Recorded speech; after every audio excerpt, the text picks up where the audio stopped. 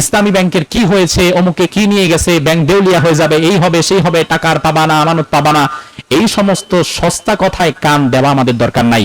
চিলে কান নিয়ে গেছে, এই জন্য চিলের পেছনে দৌড়াবো আগে, নাকি আগে কানে হাত দিয়ে চেক করবো যে আসলে কানটা জায়গা মতো আছে কিনা? গুজবে যদি আমরা কান দেই, রাসূল সাল্লাল্লাহু আলাইহি ওয়াসাল্লাম বলেছেন কাফা বিল মারই কাদিবান আন ইউহাদ্দিসা বিকুল্লি মা সামিআ, যে ব্যক্তি যা শুনে তাই বলে, যা শুনে তাই ছড়ায়, মিথ্যাবাদী হওয়ার জন্য এতটুকুই তার জন্য যথেষ্ট। বাংলাদেশের অন্য কোন ব্যাংক দেউলিয়া হলে হতে পারে, তবে ইসলামী ব্যাংক বাংলাদেশ দেউলিয়া হবে না। বাংলাদেশ থাকবে যতদিন, ইসলামী ব্যাংকও থাকবে ইনশাআল্লাহ ততদিন। এটা আমাদের বিশ্বাস, কারণ আল্লাহ তাআলা বলেছেন ইয়ামহাকুল্লাহুর রিবা ওয়া ইউরবিস সাদাকাত। আল্লাহ সুবহানাহু ওয়া তাআলা সুদকে নিশ্চিহ্ন করে দেন, সাদাকাহকে, হালাল ব্যবসাকে আল্লাহ সুবহানাহু ওয়া তাআলা টিকিয়ে রাখেন। 1983 সালের 13ই মার্চ দক্ষিণ পূর্ব এশিয়ায় প্রথম শরিয়া ভিত্তিক ইসলামী ব্যাংক বাংলাদেশ আত্মপ্রকাশ করেছিল। সময়ের পরিক্রমায় সেদিনের সেই চারা গাছটি পত্র পল্লবে সুশোভিত হয়ে আজ টেকনাফ থেকে তেতুলিয়ার 2.5 কোটি মানুষের হৃদয়ে পৌঁছে গিয়েছে। বাংলাদেশের প্রতি 7 জন মানুষের 1 জন মানুষ ইসলামী ব্যাংকের সাথে সম্পৃক্ত। আলহামদুলিল্লাহ বলেন। ইসলামী ব্যাংকিং সিস্টেম কেন প্রয়োজন?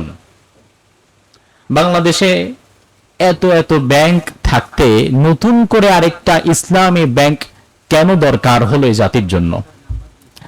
প্রথম বিষয় হচ্ছে অর্থ উপার্জনের সাথে আল্লাহ সুবহানাহু ওয়া তাআলা হালাল এবং হারামকে সম্পৃক্ত করে দিয়েছেন। হালাল এবং হারামের সাথে আবার সম্পৃক্ত করে দিয়েছেন আপনার ইবাদাহকে। আপনার সালাত, আপনার যাকাত, আপনার সিয়াম, আপনার কোরবানি, আপনার হজ, আপনার উমরা, আপনার ওই যে ফকিরকে 5টা টাকা দান করা, এই সব কিছুকে আল্লাহ তাআলা আবার উপার্জনের সাথে সম্পৃক্ত করেছেন। তার মানে হচ্ছে আপনার উপার্জন যদি হালাল হয়, আপনার সকল ইবাদত আল্লাহ তাআলা গ্রহণ করে নেবেন। আর উপার্জনে যদি আপনি কোনো গরমিল করে বসেন, আপনি যদি হালাল এবং হারামকে সংমিশ্রণ করে ফেলেন, আপনি যদি হালালের সীমা রেখা পার হয়ে হারামের গণ্ডিতে ঢুকে যান, উপার্জন যদি আপনার হারাম হয়ে যায়, তাহলে আল্লাহ সুবহানাহু ওয়া তাআলা আপনার থেকে কোনো ইবাদত গ্রহণ করবে না। আল্লাহ সুবহানাহু ওয়া তাআলা কোরআনুল কারীমে বলছেন ইয়া আইয়ুহার রাসূলু কুলু মিনাত তাইয়্যিবাতি ওয়া আমালু সলিহা। ও রাসূলেরা, আপনারা আগে হালাল উপার্জন করুন, হালাল খান, এরপরে আমল করুন। রাসূলদেরকে আল্লাহ তাআলা যেই আদেশ দিয়েছেন, গোটা দুনিয়ার মুমিনদেরকে আল্লাহ তাআলা একই আদেশ দিয়েছেন। ইয়া আইয়ুহান নাস কুলু মিনাত তাইয়্যিবাত ইয়া আইয়ুহাল্লাযীনা আমানু কুলু মিন তাইয়্যিবাতি মা রাযাকনাকুম। হে ঈমানদারেরা, আগে হালাল খাও, হালাল উপার্জন করো, হালাল খাও, তারপরে ইবাদত করো। আমার ভাইয়েরা, একটা বিষয় দেখবেন, আল্লাহ তাআলা কিন্তু ইবাদত করাকে সিরিয়ালে আনলেন পরে, আর হালাল খাওয়াকে, হালাল উপার্জনকে, হালাল অর্থনীতিকে সিরিয়ালে আনলেন ইবাদতেরও আগে। নামাজের মধ্যে সিরিয়াল মেনটেন করতে হয়। নামাজের মধ্যে আমরা আগে রুকু দেই, তারপরে দেই সিজদা। এখন আপনি যদি রুকু না দিয়ে সিজদা আগে দেন, তাহলে কি নামাজ হবে? সিরিয়াল ব্রেক করেছেন, নামাজ হবে না। যদি আপনি রুকু সিজদা দুইটাই দেন, কিন্তু আগে সিজদা দেন পরে রুকু দেন, তাতেও নামাজ হবে না, কারণ আপনি সিরিয়াল ব্রেক করেছেন। ঠিক একই ভাবে ইবাদতের ক্ষেত্রেও আগে নামাজ না, আগে রোজা না, আগে হজ এবং যাকাত না, আগে গরিব মানুষকে দান করা না, আগে হালাল উপার্জন করে হালাল খাওয়া। তার কারণ হচ্ছে আপনি যদি হালাল উপার্জন করতে ব্যাহত হন, আপনার উপার্জনে যদি হারাম মিশ্রণ হয়ে যায়, সুদ ঢুকে যায়, তাহলে ওই হারাম উপার্জনের কোন সম্পদের এই ইবাদত আল্লাহ সুবহানাহু ওয়া তাআলা গ্রহণ করবে না। তার মানে হচ্ছে আমরা বুঝলাম যে আমাদের যত ইবাদত আছে এগুলো আল্লাহ তাআলার দরবারে এগুলো পৌঁছাতে গেলে প্রথমেই আমাদেরকে হালাল উপার্জন করতে হবে। হালাল উপার্জন ব্যতীত আপনি যদি কাবার চত্বরে বসে দোয়াও করেন, রাসূলের স্পষ্ট হাদিস হচ্ছে আপনার ওই দোয়াটাও কবুল হবে না। রাসূল সাল্লাল্লাহু আলাইহি ওয়াসাল্লাম সহিহ মুসলিমে এক ব্যক্তির বর্ণনা দিতে গিয়ে বললেন যে এক ব্যক্তি অনেক দূর থেকে সফর করে এসেছে, অনেক মরুভূমির পথ পাড়ি দিয়ে ক্লান্ত শ্রান্ত পরিশ্রান্ত হয়েছে, অবশেষে কাবার চত্বরে দাঁড়িয়ে উস্কো খুস্কো চুল নিয়ে আল্লাহর দরবারে কাবার সামনে দাঁড়িয়ে দোয়া করছে, আল্লাহ তিনি কাদা কাদা, আমাকে এটা দাও, এটা দাও, আমার গুনাহ ক্ষমা করে দাও, এটা আমাকে দাও। আমরা সকলেই জানি কাবার সামনে দাঁড়িয়ে যদি কেউ দোয়া করে, তাহলে তার দোয়া যিনি কবুল করেন তিনি কে? কিন্তু রাসূলের ক্ষেত্রে কি বলেন দেখেন, এই ব্যক্তির একটি দোয়াও আল্লাহ কবুল করছে না। তার কারণ মাতামুহু হারাম, মালবাসুহু হারাম, মাশরাবুহু হারাম, গুযিয়া বিল হারাম, ফাআন্না ইউস্তাজাবু লিযালিক। রাসূল বলে তার দোয়া কবুল হবে কিভাবে? তার পরনের যে ইহরামের কাপড়টা এটা হারাম দিয়ে কেনা। এই যে লক্ষ লক্ষ মানুষ হজ করছে, বাংলাদেশ থেকে এত লক্ষ মানুষ হজে যাচ্ছে, এর মধ্যে হারাম পয়সায় হজ করে হাজী সাহেব ট্যাগ লাগাইছে এমন মানুষ কি 2-4 জন সমাজে নাই? 2-4 জন না, সংখ্যাটা বেশি। আবার প্রতি বছর হজ উমরা করছে, কিন্তু সুদী ব্যাংকের সাথে লেনদেন, সুদী অর্থনীতির মধ্যে আপাদমস্তক ডুবে আছে, এমন মানুষ কি নাই? অহরহ মানুষ। সুদকে এখন মানুষ সুদ মনেই করছে না, এত জঘন্য একটা অপরাধকে সে অপরাধ মনেই করছে না। রাসূল বলেন, মান আকালা দিরহামা রিবা রাজুলুন ওয়া হুয়া ইয়ালাম আশাদ্দু মিন 36 জিনা। কোন ব্যক্তি যদি জেনে বুঝে, জেনে শুনে 1 টাকা সুদ গ্রহণ করে, তাহলে 36 বার জিনার গুনাহ আল্লাহ তাআলা তার আমলনামায় তুলে দেয়। নাউযুবিল্লাহ। আচ্ছা দেখেন, হিসাবটা দেখেন, 1 টাকা সুদ খেলে আমলনামায় জিনার গুনাহ ওঠে রাসূলের কথা অনুযায়ী কতবার? 30 বার। কেন আপনি 6 বার মাইনাস করছেন? রাসূল কয় 36, উনি 6 বার মাইনাস করলো। আচ্ছা বলেন কয়বার? কয়বার? আচ্ছা, যারা সুদ খায় তারা কি 1 টাকাই খায় না একটু বেশি খায়? একটু বেশি তো খায়। 1 টাকা খেয়েছে 36 বার, তাহলে যে 100 টাকা খেয়েছে 3600 বার, তাহলে যে 1000 টাকা সুদ খেয়েছে 36,000 বার। এবার আপনি চিন্তা করেন, আপনি অমুক তমুক তথাকথিত ব্যাংকের কাছ থেকে সুদ খাচ্ছেন, সুদ দিচ্ছেন। রাসূল বলেন সুদের সাথে সম্পৃক্ত 4 ব্যক্তিকে আল্লাহ তাআলা লানত করেন। যে সুদ খায়, যে সুদ দেয়, যে সুদের সাক্ষী থাকে, যে সুদ লিখে, সবার উপরে লানত। আপনি 1 টাকা সুদ খেয়েছেন 36 বার জিনার গুনাহ, 1000 টাকা খেয়েছেন 36,000 বার জিনার গুনাহ। একজন পতিতা নারী মারা গেলে মানুষ তাকে ঘৃণা করে, তার জানাজায় যায় না। যদিও পতিতার জানাজায় যাওয়াটা হারাম না, তবে সমাজের সম্ভ্রান্ত ব্যক্তিরা সেখানে যাবে না। একজন পতিতা খোঁজ নিয়ে দেখবেন তার সারা জীবনে 36,000 বার জিনা করার মতো সময় সুযোগ সে পায় নাই। 36,000 বার জিনা করার মতো কোনো পতিতা সময় সুযোগ পায় না। কিন্তু এই সমাজে যারা সুদ গ্রহণ করে 1000 টাকা 36,000 বার জিনার গুনাহ আমলনামায় নিয়ে বসে আছে, এমন 36,000 না 36 লক্ষ কোটি মিলিয়ন ট্রিলিয়ন জিনার গুনাহ আমলনামায় নিয়ে বসে আছে, এমন হাজী সাহেবও বাংলাদেশে আছে না? নাই। তার এটা কি সে কোনো গুনাহই মনে করছে না। অথচ রাসূল সাল্লাল্লাহু আলাইহি ওয়াসাল্লাম কত জঘন্য কথা বলেছেন সুদের ব্যাপারে। সুদের সর্বনিম্ন গুনাহ হচ্ছে আইয়ানকিহার রাজুল উম্মাহ, একজন ব্যক্তি তার মায়ের সাথে জিনা করেছে, এটা সুদের সর্বনিম্ন গুনাহ। এর চেয়ে কমে আর সুদের কোনো গুনাহ হয় না। আল্লাহ তাআলা কোরআনে বললেন, ফাযানু বিহারবিম মিনাল্লাহ ওয়া রাসূলিহি। সুদ যদি না ছাড়তে পারো তুমি তোমার জীবন থেকে, সুদের পয়সার লোভ যদি না সামলাতে পারো, তাহলে আল্লাহ এবং তার রাসূলের সাথে জিহাদের জন্য প্রস্তুত হও। কেউ যদি আল্লাহ এবং রাসূলের বিরুদ্ধে জিহাদের জন্য প্রস্তুত হয়, তার কি আর ঈমান আছে? ঈমানটাই তার নাই। তাহলে আমার ভাই দেখেন, রাসূল ওই ব্যক্তির কথা বলছেন, ওই ব্যক্তির ইহরামের কাপড়টাও হারাম উপার্জনে কেনা, তার আসা যাবার খরচটাও হারাম থেকে দেওয়া, সে যে পানিটা কিনে খেয়েছে এটাও হারাম থেকে, তার খাবারটাও হারাম থেকে, তার আপাদমস্তক হারাম দিয়ে পেঁচানো। ওই ব্যক্তি যদি কাবার সামনে কাবার গিলাফ ধরে কাবার ভেতরে ঢুকেও আল্লাহর কাছে দোয়া করে, আল্লাহ তাআলা তার দোয়া গ্রহণ করবে না। এজন্য আমরা যদি চাই প্রথম আমাদের ইবাদতগুলো কবুল হোক, আমাদের দোয়াগুলো আল্লাহ তাআলা পর্যন্ত পৌঁছে যাক, তাহলে সবার আগে আমাদের নিজেদেরকে সুদ মুক্ত অর্থনীতি গ্রহণ করতে হবে। আমরা যেন সেটা করতে পারি, আল্লাহ তাআলা তৌফিক দান করুক, বলি আমিন। 2 নাম্বার আরেকটি পয়েন্ট, আমাদের সমাজের একটা প্রচলিত কথা আছে যেটা অনেকেই বলে, আপনারাও হয়তো শুনেছেন, আপনারা যারা ইসলামী ব্যাংকের গ্রাহক, আমি নিজেও ইসলামী ব্যাংকের গ্রাহক। এই যে আজকেও ইসলামী ব্যাংক থেকে আমার স্টেটমেন্ট, ব্যাংক সলভেন্সি এগুলো নিয়ে লাগলো, ওই আপনার ব্রুনাই এম্বাসিতে জমা দিব, আগামী মাসে সেখানে যাওয়ার প্রোগ্রাম আছে। সো সবকিছু মিলিয়ে আমাদের তো আলহামদুলিল্লাহ কোটি কোটি টাকা ট্রানজেকশন হচ্ছে ইসলামী ব্যাংকের মাধ্যমে। তো অনেক সময় অনেক মানুষ তারা আমাদেরকে বলে যে অমুক ব্যাংক সুদ দেয়, সুদ খায়, ইসলামী ব্যাংক সুদ দেয়, হয়তো একটু ঘুরায় পেঁচায় দেয়। আচ্ছা, এমন কথা আমি আমার জীবনে শুধু একাই শুনছি, আপনারা শুনেন নাই? যে সমাজের কিছু কিছু মানুষ বলে যে অমুক ব্যাংক সুদ খায়, ইসলামী ব্যাংকও খায়, হয়তো একটু ঘুরায় পেঁচায় খায়। এমন কথা কি আপনারা কোনোদিন শুনেছেন?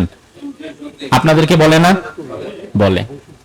এই কথাগুলো ইসলামী ব্যাংকের গ্রাহকদেরকে একটু খোঁচা মেরে বলা হয়। আসলে ভাই মূল বাস্তবতাটা কি একটু লক্ষ্য করেন।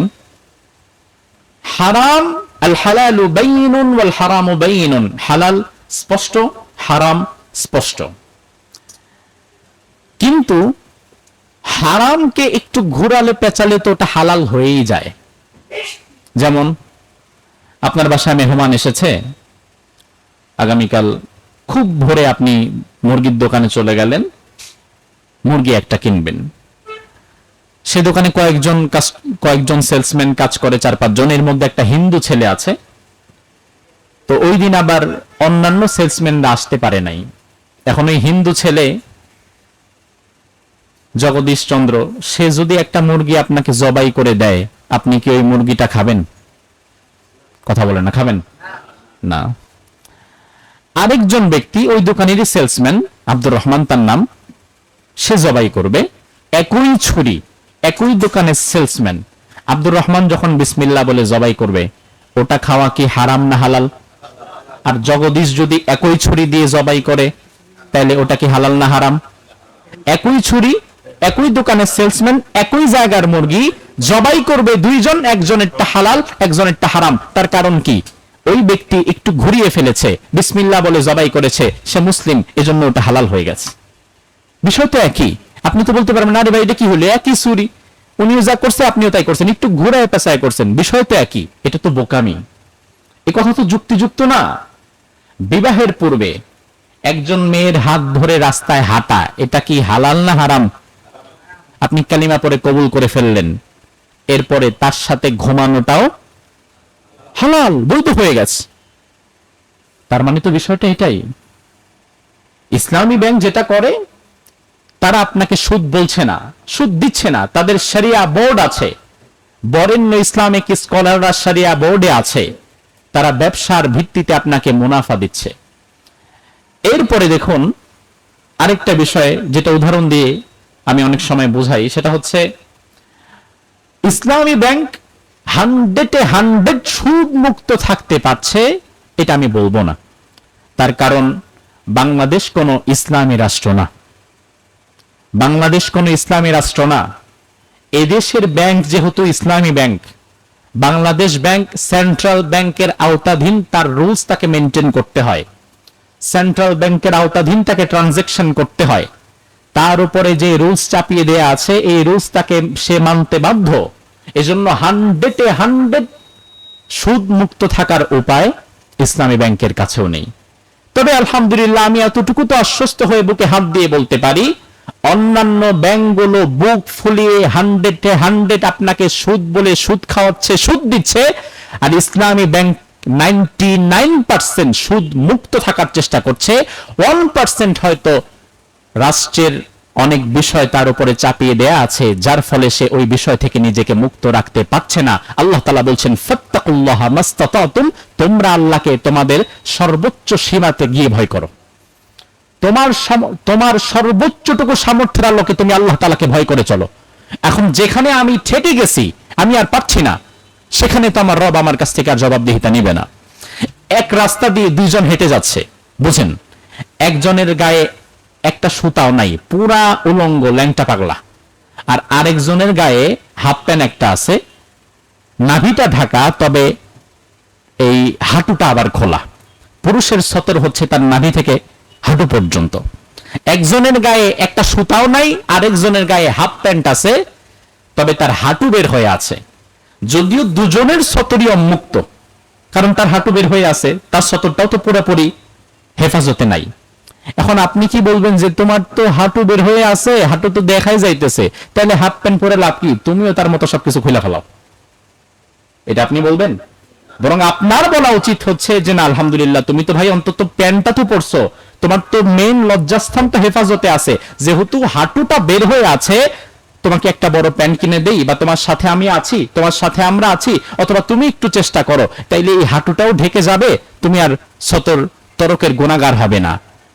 এজন্য সমাজের এই প্রচলিত ফিতনার জামানায় বাকি সব ব্যাংকগুলো যখন বুক ফুলিয়ে 100 সুদ দিচ্ছে, সুদ নিচ্ছে, সুদ খাওয়াচ্ছে, গোটা জাতিকে সুদের সাগরে ডুবিয়ে দিচ্ছে, ওই জায়গায় ইসলামী ব্যাংক যদি হাফ প্যান্ট পরা থাকে, আপনার তো উচিত ইসলামী ব্যাংকের পাশে এসে দাঁড়ানো, যেন তারা এই 99% যে সুদ মুক্ত থাকতে পারছে। আমরা 2.5 কোটি মানুষ যদি তাদের সাথে থাকি, তাহলে ভবিষ্যতের বাংলাদেশে ইনশাআল্লাহ তাআলা 100% শরিয়া ভিত্তিক ইসলামী ব্যাংক প্রতিষ্ঠা হবে এবং তারা চলতে পারবে, এমন স্বপ্ন তো আমরা দেখতেই পারি, যদি আমরা আমাদের সর্বোচ্চটুকু দিয়ে তাদের সাথে থাকি। এজন্য আমার ভাই, কথায় কান দিয়ে চিলে কান নিয়ে গেছে, ইসলামী ব্যাংক দেউলিয়া হয়ে গেছে, অমুক তমুক সব নিয়ে পালায় চলে গেছে, আমাদের টাকা পয়সা কি হবে না হবে, যে যার মতো হুজুগে দ্রুত নিজেদের টাকা তুলে ফেলি, টাকা তুলে এরপরে সোনালী রূপালী অমুক তমুক ব্যাংকে জমা রাখি, এমন হুজুগ মাঝে মাঝে আমাদের উঠে না? আমি হজের সফরে ছিলাম এই গত মাসে, বারবার পোস্ট দেখতেছি, আমার মাদ্রাসার দায়িত্বশীল আমাকে মেসেজ করে বললেন যে ইসলামী ব্যাংকের যে অবস্থা, আপনার টাকা পয়সা থাকলে দ্রুত তুলে ফেলার ব্যবস্থা করেন। আমি তখন হজের সফরে ছিলাম। ফেসবুকে প্রতিনিয়ত পোস্ট করছে অনেক মানুষ, আহারে ইসলামী ব্যাংকটাকে বোধহয় আর টেকাতে পারলাম না, এখন কোন ব্যাংকে অ্যাকাউন্ট খুলবো সেটাই ভাবছি বসে বসে। উনি কিন্তু ইসলামী ব্যাংকের একজন শুভাকাঙ্ক্ষী, কিন্তু ওই যে হুজুগে পড়ে গেছে যে দ্রুত টাকা তুলে ফেলতে হবে। অনেকে পরামর্শ দিচ্ছে দ্রুত টাকা তুলে ফেলুন, কালকের পরে আর টাকা পাবেন না। আরে ভাই, দুনিয়ার কোন ব্যাংক আছে যেই ব্যাংক থেকে সব গ্রাহক যদি একসাথে টাকা তোলা শুরু করে, কোন ব্যাংক আছে আপনাকে একদিনের মধ্যে টাকা দিতে পারবে? কারণ ব্যাংক তো আপনার টাকা নিয়ে বসে নাই, সে তো এই টাকাটা বিভিন্ন জায়গায় খাটিয়েছে, এই টাকা তো উঠাইতে হবে, এরপরে না আপনাকে দিতে হবে। এই হুজুগে কান দেয়া যাবে না। আল্লাহ তাআলা কোরআনের মধ্যে বলছেন, ইয়া আইয়ুহাল্লাযীনা আমানু ইন জাআকুম ফাসিকুম বিনাবাইন ফাতাবায়ানু, ঈমানদারেরা তোমাদের কাছে যদি কোনো ব্যক্তি কোনো ইনফরমেশন দেয়, শোনার সাথে সাথে লাভ দিয়ে ওঠো না, বরং এই ইনফরমেশনের বাস্তবতা কতটুকু এটা জাস্টিফাই করো। এই আয়াতে কারিমা নাযিল হলো 6ষ্ঠ হিজরিতে বানুল মুস্তালিক গোত্রের নেতা রাসূল সাল্লাল্লাহু আলাইহি ওয়াসাল্লামের কাছে এসে ইসলাম গ্রহণ করলেন। রাসূল সাল্লাল্লাহু আলাইহি ওয়াসাল্লামের কাছে এসে যখন ইসলাম গ্রহণ করলেন, হারিস বিন দিরার রাদিয়াল্লাহু আনহু ইসলাম গ্রহণের পরে বললেন, ইয়া রাসূলুল্লাহ, আমি আমার গোত্র তাদের কাছে ফিরে যাই, তারাও আপনার প্রতি এখন ঈমান আনবে, যেহেতু আমি ঈমান এনে ফেলেছি। আপনি আগামী বছর যাকাতের সময় একজন লোক পাঠাবেন, আমরা যাকাতের যেই সম্পদ আছে এটা উঠিয়ে রাখবো, কালেকশন করব, আপনার দূত যখন আমাদের কাছে আসবে তখন আমরা আমাদের যাকাতের অর্থটা তাকে দিয়ে দেব। রাসূল সাল্লাল্লাহু আলাইহি ওয়াসাল্লাম বললেন, ঠিক আছে, কোনো সমস্যা নেই। রাসূল সাল্লাল্লাহু আলাইহি ওয়াসাল্লাম পরবর্তী বছর ওয়ালিদ বিন উকবা রাদিয়াল্লাহু আনহু তাকে পাঠালেন। তাকে পাঠিয়ে বললেন, যাও তুমি বানুল মুস্তালিক গোত্রের কাছে যাও, বানুল মুস্তালিক গোত্রের কাছে গিয়ে আমার সালাম পৌঁছাবে, তারা যাকাত প্রস্তুত করে রেখেছে, ওই যাকাত এনে তুমি আমাদের কাছে জমা দিয়ে দিবে। ওয়ালিদ বিন উকবার ছিল আবার এই বানুল মুস্তালিকের সাথে জাহিলি যুগের একটি শত্রুতা। ওয়ালিদ বিন উকবা রাদিয়াল্লাহু আনহু তিনি যাচ্ছেন আর ভাবছেন যে আসলে গেলে আবার কি না কি করে, কি না কি বলে, এত আগের শত্রুতা, যদি আবার ধইরা মাইরা টাইরা বসে। তিনি অর্ধেক রাস্তা গিয়ে তিনি আর সামনে বাড়ালেন না, তিনি অর্ধেক রাস্তা গিয়ে বাকি পথ না গিয়ে আবার ফিরে এলেন রাসূলের কাছে। এসে তিনি বললেন, ইয়া রাসূলুল্লাহ, তারা তো যাকাত দিতে অস্বীকার করছে, তারা দিন থেকেও ফিরে গিয়েছে এবং তারা আমাকে মারতে পর্যন্ত আসছে। এগুলো সব ছিল তার কল্পনা যে আমি গেলে হয়তো এটাই করবে তারা আমার সাথে, এজন্য ওই পর্যন্ত যাওয়ার রিস্কই নেয় নাই। এর আগে গিয়ে রাসূলের কাছে এই বয়ানটা দিয়ে দিছে। রাসূল সাল্লাল্লাহু আলাইহি ওয়াসাল্লাম তিনি একটু কষ্ট পেলেন যে এটা করবে। তিনি খালিদ বিন ওয়ালিদ রাদিয়াল্লাহু আনহু ডেকে বললেন, খালিদ, একটা ইউনিট প্রস্তুত করো, এখনই যাও, বানুল মুস্তালিকের বিরুদ্ধে জিহাদের জন্য বের হয়ে যাও। খালিদ বিন ওয়ালিদ রাদিয়াল্লাহু আনহু রাসূলুল্লাহ সাল্লাল্লাহু আলাইহি ওয়াসাল্লামের কমান্ডার। খালিদ বিন ওয়ালিদ বাহিনী নিয়ে চলে গেলেন বানুল মুস্তালিকের বিরুদ্ধে তিনি যুদ্ধ করবেন। যেতে যেতে সন্ধ্যা হয়ে গেছে। খালিদ বিন ওয়ালিদ বলেন, আচ্ছা আমি একটু যাচাই বাছাই করে দেখি, যেহেতু সন্ধ্যা হয়ে গেছে। তিনি সন্ধ্যার দিকে মাগরিবের সালাতের সময় তিনি দেখলেন যে না, বানুল মুস্তালিকের এই লোকেরা তো মাগরিবের নামাজ পড়ছে, তারা তো এশার সময় আজান দিচ্ছে, এশার নামাজও তারা পড়ছে।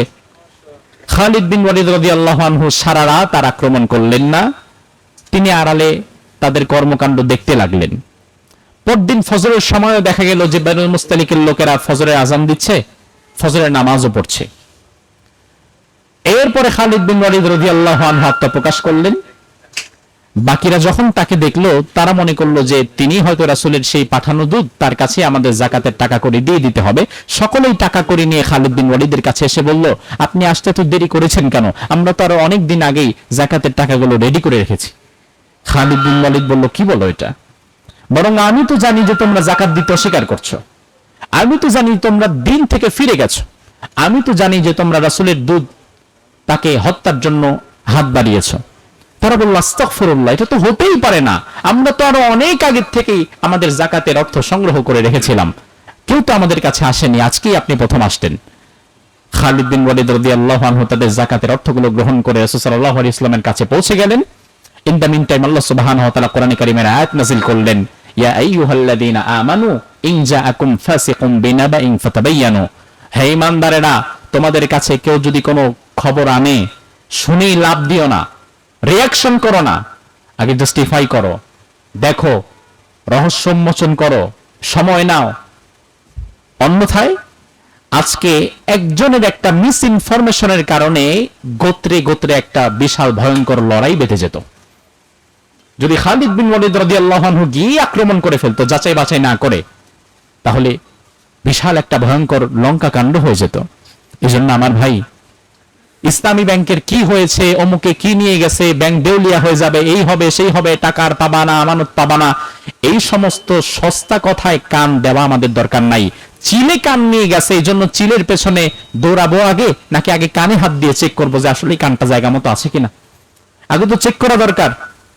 গুজবে যদি আমরা কান দেই, রাসূল সাল্লাল্লাহু আলাইহি ওয়াসাল্লাম বলেছেন, কাফা বিল মারই কাযিবান আন ইউহাদ্দিসা বিকুল্লি মা সামিআ, যে ব্যক্তি যা শুনে তাই বলে, যা শুনে তাই ছড়ায়, মিথ্যাবাদী হওয়ার জন্য এতটুকুই তার জন্য যথেষ্ট। এজন্য আমি দৃঢ়তার সাথে আপনাদেরকে বলতে পারি, এটা আমার ইয়াকিন, এটা আমার বিশ্বাস, আমি আমার বিশ্বাসের জায়গা থেকে আপনাদেরকে আশ্বস্ত করতে পারি এটুকু, বাংলাদেশের অন্য কোন ব্যাংক দেউলিয়া হলে হতে পারে, তবে ইসলামী ব্যাংক বাংলাদেশ দেউলিয়া হবে না। বাংলাদেশ থাকবে যতদিন, ইসলামী ব্যাংকও থাকবে ইনশাআল্লাহ ততদিন। এটা আমাদের বিশ্বাস, কারণ আল্লাহ তাআলা বলেছেন, ইয়ামহাকুল্লাহুর রিবা ওয়া ইউরবিস সাদাকাত, আল্লাহ সুবহানাহু ওয়া তাআলা সুদকে নিশ্চিহ্ন করে দেন, সাদাকাহকে, হালাল ব্যবসাকে আল্লাহ সুবহানাহু ওয়া তাআলা টিকিয়ে রাখেন। ইসলামী ব্যাংক স্রোতের বিপরীতে গিয়ে যেই কাজ তারা করছে, এটা আমার বিশ্বাস, আমরা 2.5 কোটি মানুষ, আমাদের ভালোবাসা, আমাদের সম্পৃক্ততা, আমাদের আস্থা, আমাদের দোয়া, এই সবগুলো ইসলামী ব্যাংকের সাথে আছে। এই জন্য বাংলাদেশ যতদিন থাকবে, ইসলামী ব্যাংকও ততদিন থাকবে ইনশাআল্লাহ। আল্লাহ সুবহানাহু ওয়া তাআলা আমাদের সকলকে সুদ মুক্ত হালাল অর্থনীতির সাথে সম্পৃক্ত থাকার তৌফিক দান করুক। আমরা বলি আমিন।